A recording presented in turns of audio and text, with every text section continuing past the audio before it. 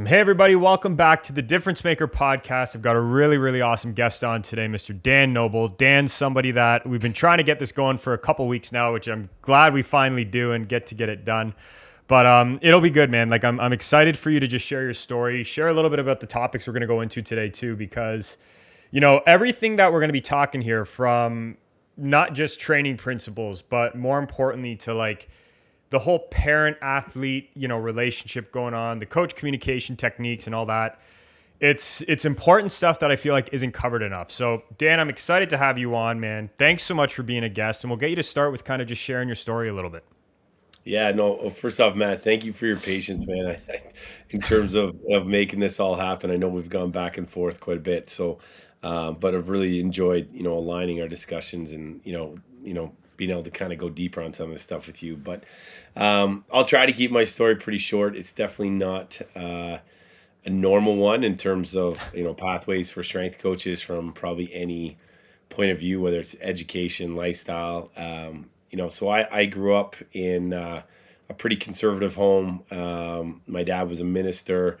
I had a sister who had pretty severe mental illness and battled Oh, addiction from a pretty young age till now. And I had a brother who was just a great brother and tried to hold everything together. And then so home was great. My parents are amazing, but at the same time, it was a stressful place with my sister, and trying to figure out in the 80s of dealing with mental illness yes. and addiction was not a normal thing. And so, sports were my, my place to go, right? Like that's where I was the happiest. It's where it felt safe. And so I was always, whether it was hockey, football, lacrosse, I was always playing one of those three sports. And, that was kind of Cool. my passion growing up. Hockey, my dad played in the OHL, and he definitely lived vicariously through me at times. I grew up with a loving father, but also a very misguided father, and probably at times during in terms of hockey career, and to the point where he pushed me away from hockey. Also, I wasn't very good at hockey, so that was probably part of it too. But God's was plan. never. I never fully probably got to enjoy the game the way it was. It was always very pressure filled, and played that all the way up till through high school, and didn't get drafted to the OHL, and then was kind of like, well, what do I do now? And that's when I started kind of really starting to dive into football, and football became like, was just interesting how, life works, right? Because football was the sport that was like everything that I'm physiologically designed to do. It kind of, it encapsulated all of those skills, whether it's hitting people, running, like being Yes. outside. Like I just loved everything about the game, and my dad knew nothing about the game, which I love too. So he could never say anything, so Added he was just a bonus, man. fan in the stands. And so, I struggled in school. I got into university. Thanks to football.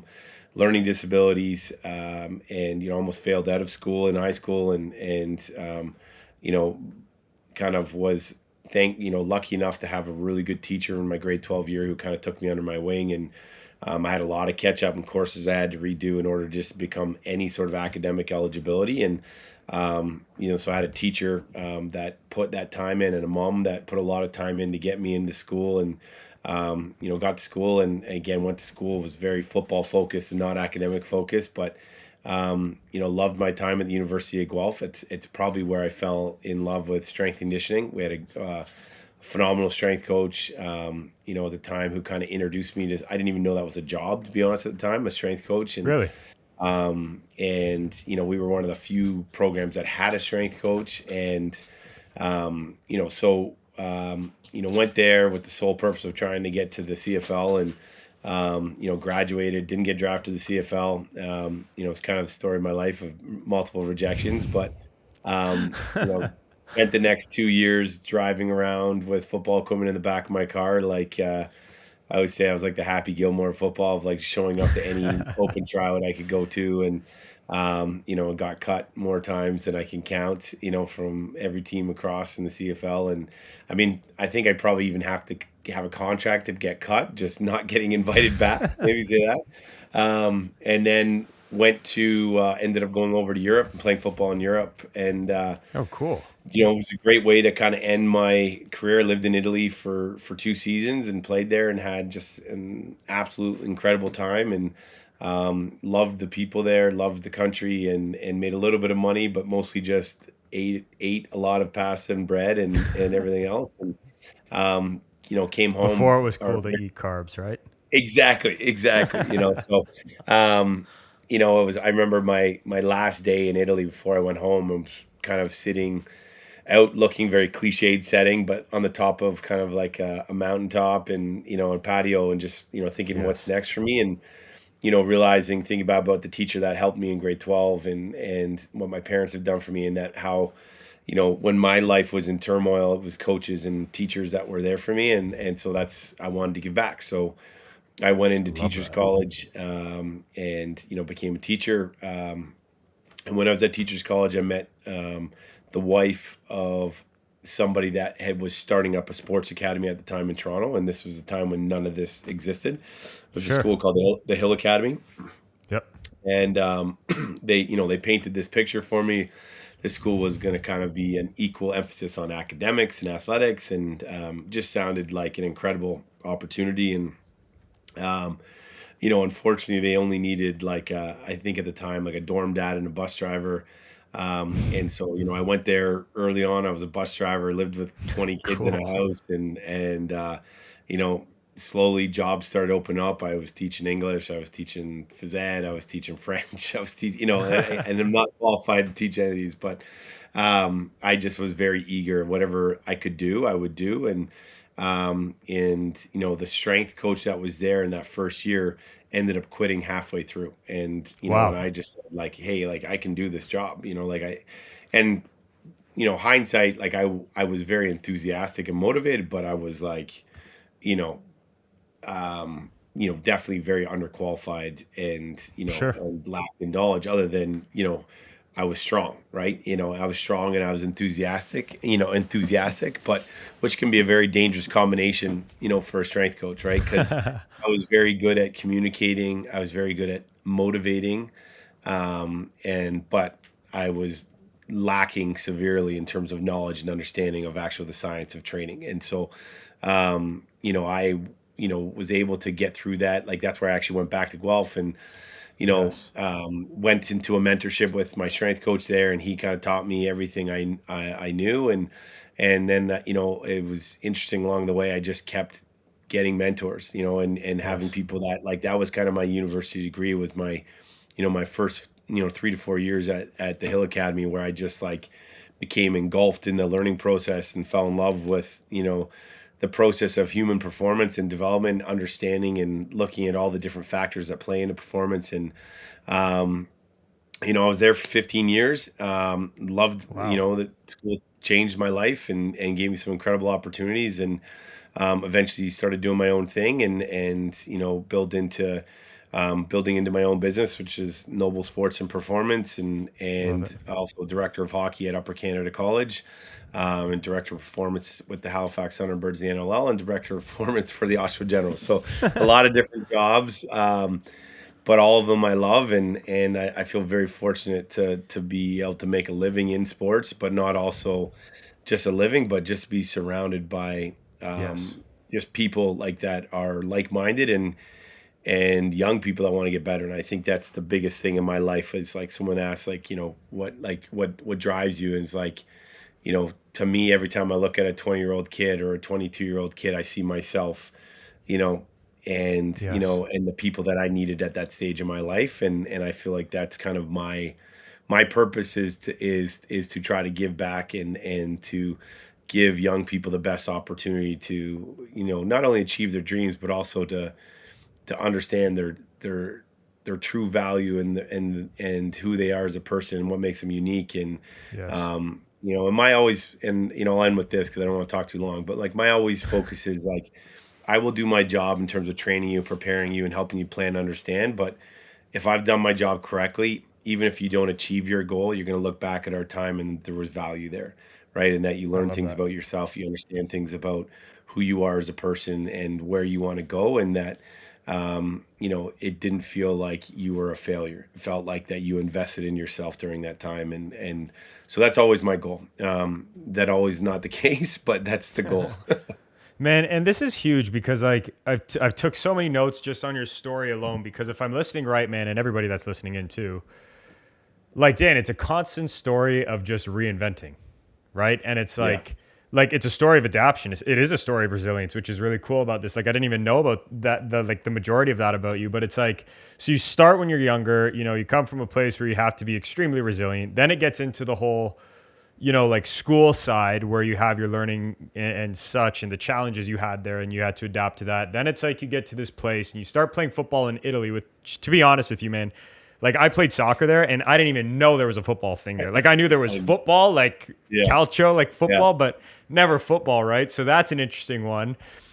And then you adapt again and you become a teacher, and then you adapt again and you become a strength coach, and now you've built this awesome career. And it's like, I think we often don't break our stories down enough to really look at the expertise you're gaining along the ways, even when you don't, really notice it. It's like kids, right? Like when you have your own son or daughter and it's like, wow, you've grown so much. And you're looking at it, the person that says that, and you're like, really? Right? And it's like, yeah, I guess so. But man, what I wanted to get into and kind of ask about that, like that ability to constantly take control of that story, because it's very simple, man. Like you could have let a story of Dan's not a good learner take over, but you didn't. What's like, if you had to give somebody a piece of advice on that allowed you to just really adapt without question for your story, like what was your skill set there? Like what was the mindset maybe, or like was it a figure it out, find a way or make a way, or was it just like, hey, I'm actually good at this, and genuine curiosity, a mix? Like teach us.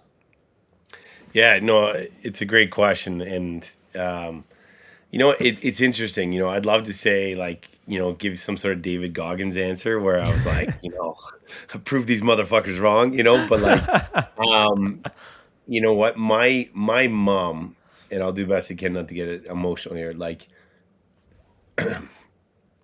my mom did an incredible job of developing a sense of self-belief in me. Like, she, like when I did something right, like which Mm-hmm. wasn't often, she like celebrated the shit out of that. You know what I mean? And I like it love was that. just like it was never conversations about what you can't do. It always was around conversations what you can do. And my mom used to stay up like, and then it's wild as a parent now thinking about what my mom did for me. Like I was in grade 11 and we would be up till 4 in the morning and she would be on a typewriter. This is crazy, right? Like a typewriter, like Yeah. which most people don't even know what that is.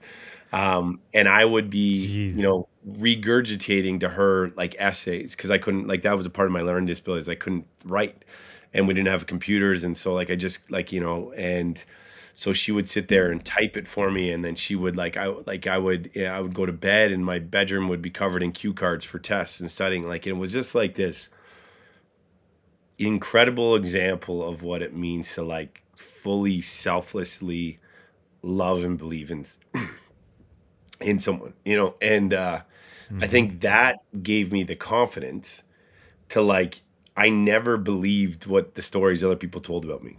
Do you know what I mean? Like I just like, Yep. no, you're wrong, right? Like I had Mm-hmm. multiple teachers tell me I'll never get into university, and I just like, no, you're wrong. You know what I mean? And like, and the other piece, like my mom worked at Harvey's, like, you know what I mean? Like, I'd go through the drive-through window, and I watch her just like do whatever she had to do, you know, to provide for her family, right? And just a brilliant woman that was just, again, so far ahead of her time in terms of her independence and like, but like it was just she did what she had to do for her family, and like that's I th- again, I've never actually talked about this, so that's where I think is, but that's where I get like, I think I get that from is like, when someone told me I It's couldn't huge. do something, that's when I would dig in, right? Like I was like, Yep. I'll prove you wrong, right? Like, you know what I mean? Yep. And like, and I had that belief in myself to know that it may take all night, it may take all month, all week, but like,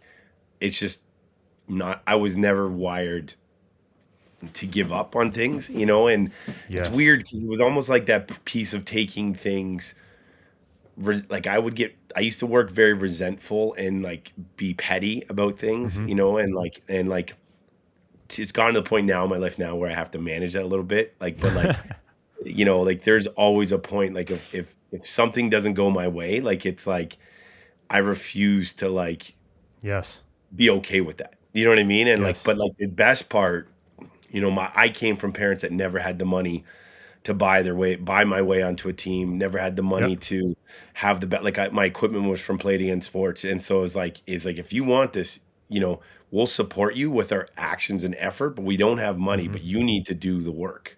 Right. Yes. And, so that was, I think the biggest part is just like, and I moved around a lot as a kid too, right? Like my dad was at 8 different churches, from growing up. So we Wow. 8 different cities between grade 10 and kindergarten, like, and so it was like new people all the time, new teams. Like I was never that kid that grew up with the same team, same kids, and I just think that adaptability was just wired into my DNA, from like day one. Well, I was gonna say, man, too. Like I took again notes on that because every time we have a podcast, there's something that you learn new from someone's experiences. Like I'm a big believer in that. But like even hearing you, man, just talk about your mom for a sec, it sounds like a woman that literally conditioned in you that you're gonna write your own story, right? And it's like that's that's that's the shit we're missing sometimes here. Yeah. A lot of the times, especially because, and it's a perfect segue into it with the whole parent athlete relationship because, it's funny, man. So doing the work we do, you see a couple different kinds of parents, respectfully, that deal with their athletes and so on. And it's like, you get some like your mom on the rare occurrence, maybe about 10%, that aren't pushing their kids to not give up. It wasn't because even if you go back on the experience, it probably wasn't her pushing you to get No. like not give up, right? It was just like, let me show you a different path. Let me just show you a different way. Let me provide you a resource that's going to allow you to actually be your best self. That's like the one in maybe 100 parents we see that with. But then you've got the majority, unfortunately, that get into this point where it is a push. It's like, no, you got to be better here. Come on, you got to pick up there. You got to do this. Yeah. And it's like, if people really looked at, human development in general, forget about mental, social, physical, whatever, but human development, that whole idea of teaching somebody to just be resourceful is a game changer, right? Like you look at why some of the most successful people in the world are successful. They're hungry. They're constantly hungry for more. To like you said, it's not like just chip on my shoulder, prove them wrong. Like it's just, no, I'm not going to accept that, right? So raising the standard there, man, is important. And I feel like it's something that's often missed and maybe mishandled a little bit of the wrong ways, which is why I wanted to get into this. Like you get to see, and we'll unpack this a little bit more later, but you get to see some of the coolest athletes come through your doors. You get to see also a great mix of what the future has to offer, which is at our philosophy here at Molliteum, it's like we need to always have a hand in the youth side because we got to know what's happening next. So teach us a little bit about it, man. Like we were talking a bit off camera about this before, but the whole parent-athlete relationship, like you get to observe it a lot. You get to see it from, let's say, that UCC level. You get to see it even now to pros that you're working with at the NHL level who you're working with since kids. Like, what have you really noticed has been the game-changing side of that? And what have you noticed has maybe been like detrimental sides to that whole relationship between the parent-athlete? Yeah, it's interesting. And I think it's like, I think the coolest part about my journey has been able to like, because it's been almost 18 years now, right? And that Mm-hmm. I've been fortunate enough to journey with guys like Mitch Marner from, Mm-hmm. 12 years old till now, right? Where I still have him now and work with him now. And then, those are the success stories, right? And Yes. then we have the guys that were the best of the best, in their bantam years or they're even earlier. And then all of a sudden they hit 16 and it just goes down, right? Down, down, down. And it's Yep. the commonalities that I've seen, right? Like, is the people that I see make it, the parents, one, and again, like I always say this, right? If you're going to be a crazy hockey parent or crazy sports parent, be crazy about the right things, right? Like, be Yes. crazy about things that you can control. Love One, that. be very selective of who you surround your kids with, right? Mm-hmm. Like, it's like I don't let anyone coach my kids, right? Like, You have Yep. to check certain boxes, as a human, not as a Yes. coach, but as a human, so having, I'll use Mitch as an example, even though he is an outlier, I do believe that, but like, Hmm. Mitch skated with Rob DeVoe, incredible human being, right? Like he is just a good man. He would never like, if he doesn't think somebody is good enough for wasting his time, he'll be like, here's your money back, right? Like it is like his intentions are rooted and founded in being better as a person and a hockey player. Yes. It's not intentions rooted in how much can I charge you, right? It's Yes. it's a It's all about development model. values, right? It's value, Yes. right? It's value based coaching, exactly, right? And and then myself, right? And that was it. Hmm. Like it was like this is who's going to skate my kid, and this is going to train my kid, and that was it. And like, and again, I look at Paul and Bonnie, his parents, who I'm very close with, but like Paul's an intense hockey guy, right? Like and to be honest, a very smart hockey guy. But Paul also would sense out somebody selling bullshit in the snap of a fingers, and Yes.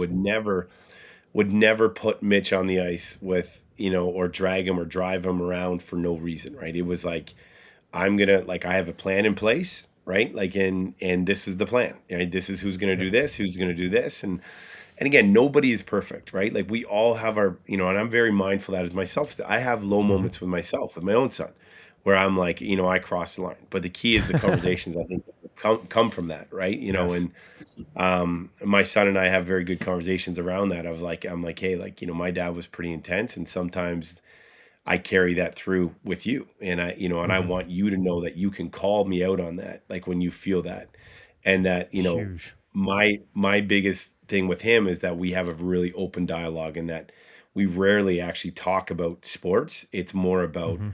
effort and mentality and attitude, and things Yep. like the things where I look for him, and I don't mean to, I'll go back to this, but like Please. my son knows that after every game, he thanks the refs. Hmm. After every game, he is thanking the coaches on the other team, and that he is like, grateful, leaving the locker room cleaner, right? Like, it doesn't matter whether you have a good game or bad game. These are the things that we can control, because this is just teaching respect and accountability and Yep. and humility, and all of those things that will carry on when you go to work at an office, go to class, or you want to like just building Hmm. relationships with people, right? Like those are skill sets that are, I think, are so unique to sport and so valuable that people miss on. So I guess my thing is that parents, one, I would say they surround their kid with the right people.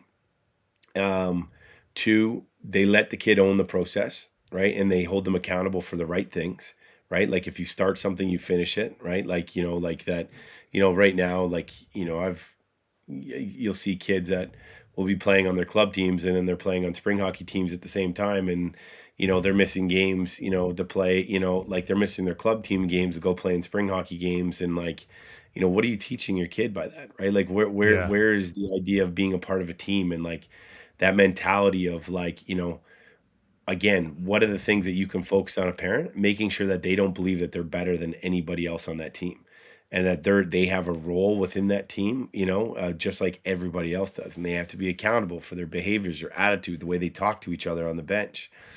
And so, but also understanding that it's, a great, one of my mentors has a great line where he says, he always asks parents, he goes, if your child never played sports higher than the level they're playing right now, what would be the things that you would want them to take away from this experience? And that's what I say to parents. You have to approach like this is their final year of hockey. This is it. Like Yes. Pee Wee, Bantam, or whatever, U18, whatever it is. It's what do you want this experience to look like? And if you ask that question, if you really said, okay, well, I know he's not going to play pro in anything. He's got to go do this and this. What are the things that you want? You want to learn work ethic. You want to learn sacrifice. You want to learn consistency. You want to learn the ability to handle and face adversity. You want to be able to be adaptable, right? Yep. And be able to like get up and do it on a regular basis, right? Like the amount of times that like I'll get texts, from kids or parents like, oh, like, they've come in for a week and a half, and all of a sudden then they're like, oh, I'm not feeling great. And I'm like, well, Mm-hmm. you're not feeling great. Like, or like, are you sick or you just don't feel like doing something today? Right. Like, Yeah. and that's again, the key part about training is like, I won't take anyone that if you can't commit to me 4 times a week in the off season, I like, I don't want to see you. Right. Like, it's Yeah. like, like this is a plan, this is a commitment. And, and again, like, I just think that piece is like, you know, there there's so much like it's so easy for people nowadays to do something else. Well, I'm going to go do. They have so many Yep. choices and so many opportunities. And I look at our guys. Like we have so many incredible underdog stories in our gym. We've Mm-hmm. got guys that were undrafted to the OHL and signing NHL contracts, and that played double A hockey till midget. But it's because I think it's like when we're working, it's consistent work, it's deep Yeah. work, it's meaningful, targeted work. When they're off, right? They're not Yep. skating, they're recovering, they're moving, like, and it's just that understanding that process of like what does like I think you used the line of like that human development piece is like Yeah. understanding the science behind it and understanding of Yep. like when to go hard, when to step back, like, and then even how to be self-aware enough to understand like, I had a kid come home from like an AHL team the other day, and I'm like, what feedback did they give you? They told me I need to get stronger. Like, what does that mean? Like Yeah. stronger in what? Exactly, man. They want you to Oh. be like Arnold Schwarzenegger, right? Like you want, like, so it's like stronger in what context? How does that translate to the game? And so that's really where I've gone now, and even trying to educate parents. I'm like, here's what a yearly training plan looks like. Here's where Yes, you identify your training objectives. Here's how we build man. a process to achieve those objectives. And like to even cut in on that, it's like so we follow obviously with our like mental coaching and such Mm, that we do. Like we follow an off-season type of mentality as well, yeah, right? Like everything we do is periodized. There's no anybody that says there's no way to have like a periodization on the mental side, they're lying to you straight up. yeah, So it's like, okay, in the off season, well, what do you do in an off season? Plant seeds, you grow, you develop. It's like, great. Okay, so we plant seeds, we grow and develop. What have you been told that you need to grow? And the worst thing that it could be for anybody is like, you got to get faster. It's like, okay, so let me tell you what that does for the mentality of my athlete that we have to deal with. Now, you just told this kid to go get faster. You didn't tell him specifically where to get faster. You didn't tell him what you need him to do, what the desired outcome is. You just told him to get faster. Fantastic, great. But like, what's the end goal? Do you want him to get faster on the wing and do this and do that? Do you want him to, move around here? And the reason it's so important is because it's clarity, right? I mean, you've seen it, Dan. It's like top level players, they need clarity on what they're doing all the yeah, time. And yeah. I don't care what anybody says, man. Like I think there was a study done. They went across to each of the five big leagues, like the four big leagues, sorry, NBA, NHL, MLB, and the NFL. And they looked at them and they're like, okay, like they asked the top 10 percenters of players, like who likes to be led and who likes to not be, with the exception of 5%, the overwhelming 95% of them were saying that they liked to be led by a coach and liked guidance. And it's like, Mm, okay, so you're telling me that 95% of the top 10 percenters in each of those leagues need guidance? Like, what does that tell you for kids that aren't there yet? You know what I mean? yeah, And it's crazy when you understand that, because it's all about communication. It's all about understanding. It's all about, being specific with that. And the last thing I'll even say too, before we dive into another topic, but it's like the values that you really do learn in sport, I've really come to realize, and I'm sure you see this too, Dan, is like it takes a very it takes a conscious, mindful, and talented person to be able to rip those values out of sport. Because I've seen a lot of people that go through fantastic things, and the only thing they learn how to do is become an egomaniac, right? And it's like, then there's also these guys that, or gals, didn't truly hit, like the top 10% in their sport, but, they're producing at a level of human being on a different, scale of it, that it's incomparable. It's like, wow, like this human being compared to this one, 20 times better. So, I mean, your thoughts on that I want to use, for example, a Mitch Marner as a case study for this. Like, what have you seen with those, just the value based behind a guy like that, behind, even the parents on it? I know you talked a bit about them, but just seeing what the value based learning of that player was and what got him to where he is. How have you seen that develop? Where did it start? What were the hiccups like? Like, teach us a bit about that, because I feel like everybody thinks you just get there, and it's way off. Like it's not like there is a North Star and there is so much navigating you got to do. No, and this is the funny part, right? Like people would look at a guy like Mitch or even Connor McDavid. I won't speak to Connor because I don't know, but like, Yep. you know, you know, even how much Mitch skates, right? Like Mitch won't step on the ice until mid June, late June, right? And even then it's very light. Mm-hmm. Um, and the understanding of that less is more, and that, Yes. but it was just like, you know, even like I'm looking at like, Mitch from a kid being at the Hill Academy, to being like just very rambunctious and like, energetic and in transitioning through his time through London. And like he faced, and this is the one thing that we always talk about, which I think is pretty cool, is that Mm-hmm. Mitch has gotten better at every year of hockey, right? Like he never stays the same. Like there's always been something that he's done or added. But when I think about it, like in London, like he hit a scoring slump, right? Like where he Mm-hmm. wasn't like his first year there, like it was like a, first time in his life that I don't know how many games it was, but he had no points and was just struggling, and this is pretty well documented. And he left, came home and went back to his coach and all he did was they reset. Like they went through a reset process and talked about his game. And it wasn't like skating around cones or drill based. It was like his mindset, right? Like it was like Yeah. he needed to remember like what his game is and understand like what makes him special, right? Like and it Mm-hmm. was like, the skates that they went through, and it wasn't like he was broken. He just needed a No. reset, right? But like then he goes back in and goes on an absolute tear, ends up, you know, almost I think finishing second in scoring or whatever it was and winning Memorial Cup and like, but then the following, then he gets to Toronto and like, and the part two, he's always been told he's too small. He's Yep. everyone at every single level. They've said that he'll never be able to do what he has done at the previous level because he's too small, and like, when I got to the Leafs the first year, they're like, wow, he needs to get stronger. He needs to put on 20 pounds. Like, they wanted him at like 185 pounds. I'm like, he's 156 pounds. I So remember you reading want him that. to, like, and I'm like, this is insane. And I just said to Mitch, I was like, you need to remember who you are as a player and what makes you Yep. special. And it's like, and we stuck to our process and we adapted, and then, it was like, but he had the mentality is I've got to go in there and prove people wrong. Right. So it's just that like every year there's been adversity, last year with the playoff exit, there was adversity. There was always, and it's a thing is that he's never looked to be bailed out. Yep. Mitch is like, it's always been going back to those like, I need to get better. It's not work harder. He's like, what can I Mm-hmm. do to get better? And like our training program evolves from year to year, right? And it was interesting. Yes. I had a conversation with Andy O'Brien, who's Sidney Crosby's trainer, and this was a long time ago or a couple years ago. And he talked about, and I'd never thought about this, and he's seen a lot of my stuff, and we have Mm-hmm. a very strong mutual respect for each other. Um, but at least I think he respects you. Maybe he doesn't, but so, but he talked about how Mitch is adaptable as a player physically and like, you know, from a physical perspective, but also a mental perspective.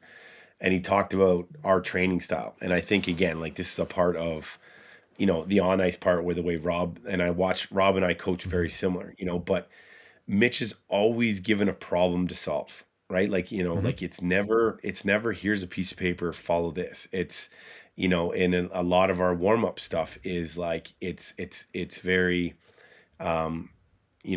involves things from a cognitive level, involves things from like a physical level. It involves things from them being able to like there's no rep count, just working through this and finding and Yes. doing a front roll to a single leg jump, right? Like and it's just warm up, right? But like Mm-hmm. then you watch him do stuff like he did this year, how he stays on side and does the splits and spins around. Like people like how he does it. I'm like, well, this is the type of things that we do in Yes. our training. Like in like it's built and we still lift weights, we still squat, we still do all that other stuff, but we build in and I call it like the mortar, right? Between the Mm-hmm. bricks, right? Like and it's just like, mentally and physically, like there's sometimes where I won't tell Mitch what we're doing today.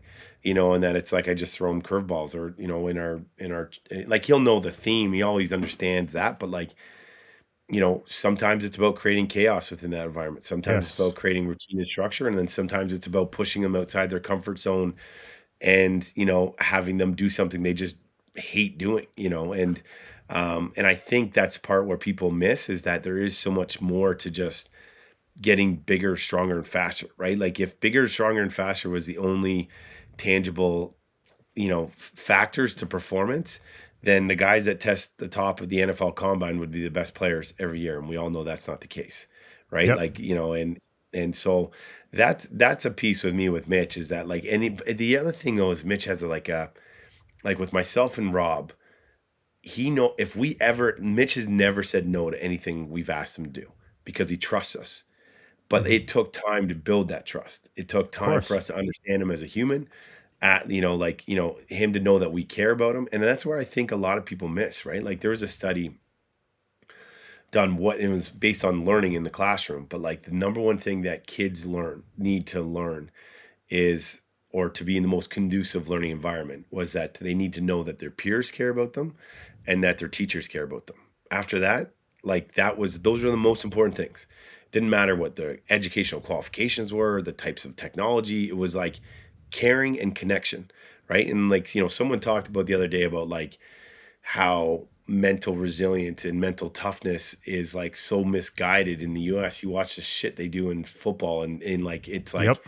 it's not doing anything, right? Like, and it was and he talked about like I'm a big believer in this is that mental toughness and resilience comes from connection.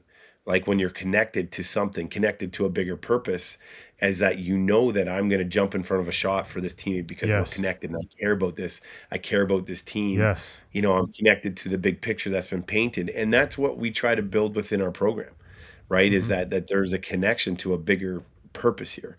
We train like, the guys that work out, like we call it and the women too with the women's Canada group we had 11 of those girls and they Yep. were sisterhood and these guys are a brotherhood, right? Like and I don't mean to use generic gender Of terms here, but course. like it was just we were like they cared about each other, and they're not even on the Hmm. same team, but they like and they challenged each other, they kept each other accountable, and like they made days that were dark and gloomy and in lockdown just enjoyable, Yep. right? And so that's the thing I just think is so underrated, of that piece of the human connection piece.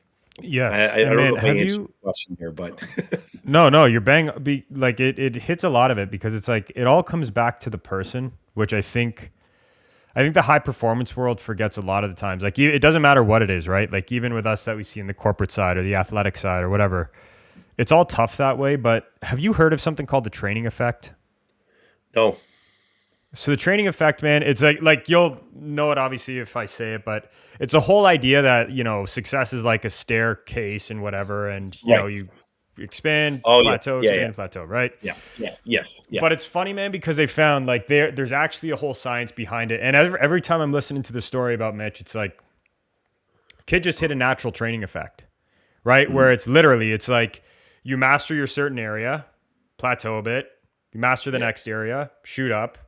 plateau a bit, but you keep going. And it's like what people don't get, man, for example, and I get it too because it's pro sports and everybody's watching and blah, blah, blah. But it's a natural occurrence over the years that any top individual in anything that they do faces. Like this is why adversity is needed for the next level in anything that you do, right? It's like it's looking at it that way. But they found there's three major things, and it sounds like you guys hit it, that actually is needed in this training effect. Number one is spaced out repetitions, which is massive. Sounds like you guys had that. Number two is making sure that you have this mentality around like full immersion into what you're doing. If you don't fully immerse, or like you said, have a purpose of what you're doing and so on, it won't happen. But the third part, man, that's really interesting is you need quality coaches. And that's where it's all about yeah, you can get thrown adversity. You can have somebody that fully immerses himself. You can have the whole spaced out repetition. But if you don't have that quality coach like you're speaking to, that's able to understand it, that's able to use it, it's never going to be a training effect or an adoption. It's always going to be something where it's like, well, Yeah. he hit adversity and he didn't really get better. Instead of, well, hold on, he came back in a summer looking like a beast, not because he went and bench pressed 500 more pounds, because of the fact that he actually adapted to something, right? And it's like that's the whole point, man. This specificity thing that I think a lot of people miss. And it's something that's key if you want to get to the top, right? So, last part to wrap this up, man. I got to ask, Dan, if you had to leave everybody listening and tuning in with one major thing on just you would really hope they take away from this whole kind of interview, what would it be? I think for one, if I'm speaking to parents, I said is the most important thing we can do as parents is help our kids realize their uniqueness and appreciate their uniqueness. Yep. And that what we're doing is building a level of confidence and self-love within them and understanding that they're a part of a bigger picture, and that life is not about you. Life was not designed to be lived in isolation. It's designed to live in community and to help make each other better. And leading with that mentality, whether it's sports, whether it's work, whether it's school, is that just leave things better than you found it. And I know that's cliched, but I truly believe in those things, and that we only have a short time on this world, and what do we want to accomplish and what do we want our mark to look like, And I will tell you, like, as much as a guy like Mitch is going to leave obviously a lot of records and stats in a book one day and hopefully a Stanley Cup ring, the impact that he's had on his teammates, the impact he's had on his family, his friends, his people, like, is far greater, and what really truly matters to him. Yes. For athletes, I would say ask questions, challenge, right? Make sure that whatever you're doing is what's best for you and not what's best for somebody else's bank account, right? Take the opportunity to read and research on skill development, skill acquisition, mental performance, and understand what the best in the world actually do, because usually it's not what you're doing.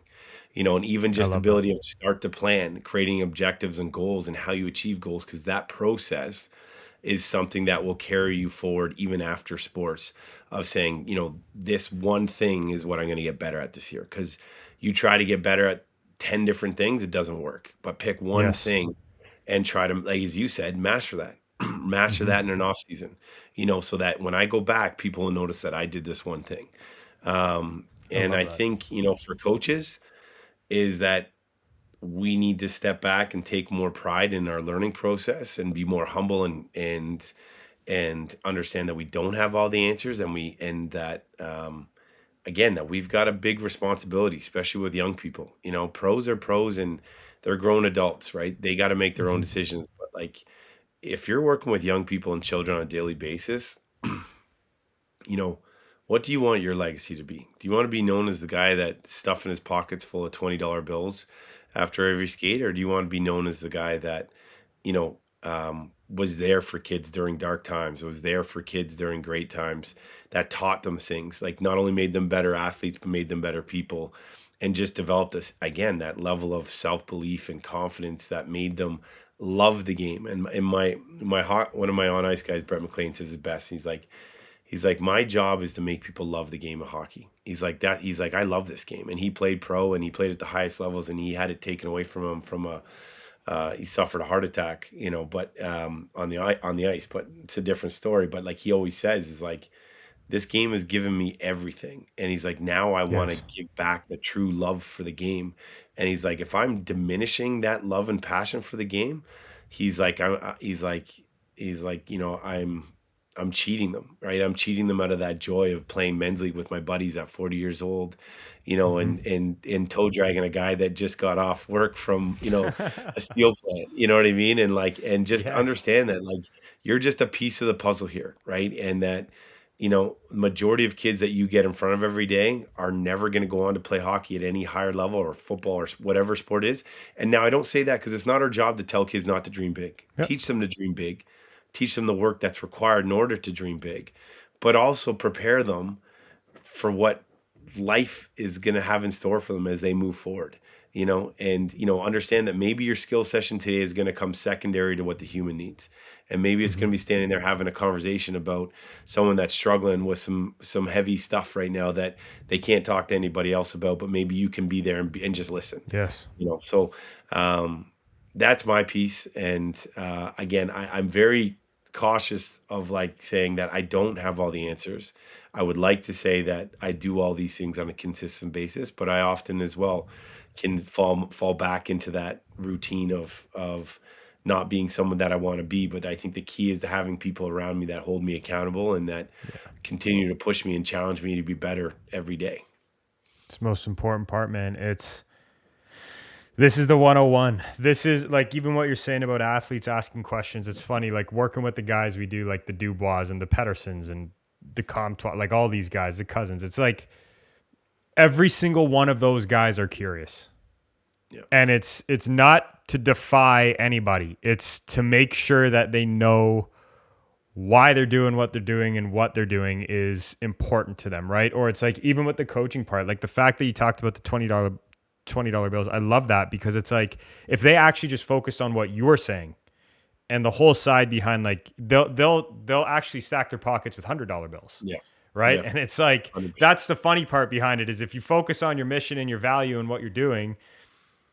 I mean, I hate to say it, but yeah, it really is the cliche of let the rest take care of itself. But it's truth, right? So I love that, man. And finally, for the parents, like I'm sorry, parents, but if you are tuning in and you're a parent of an athlete and you need some guidance, please re-listen to this. Like this, there's a lot of gems that were dropped in this. There's a lot of different cues that you can go off of. There's a lot of different lessons to take, and I think it's just crucial. So Dan, we appreciate your time, man, and we'll definitely make sure to have you back on probably before the season starts or just after, because it's great to hear about your findings in an off season, right? And it's like and teaching us about that because that's how we get better. It's all experiment, right? No, absolutely. Thanks so much, Matt. Appreciate it.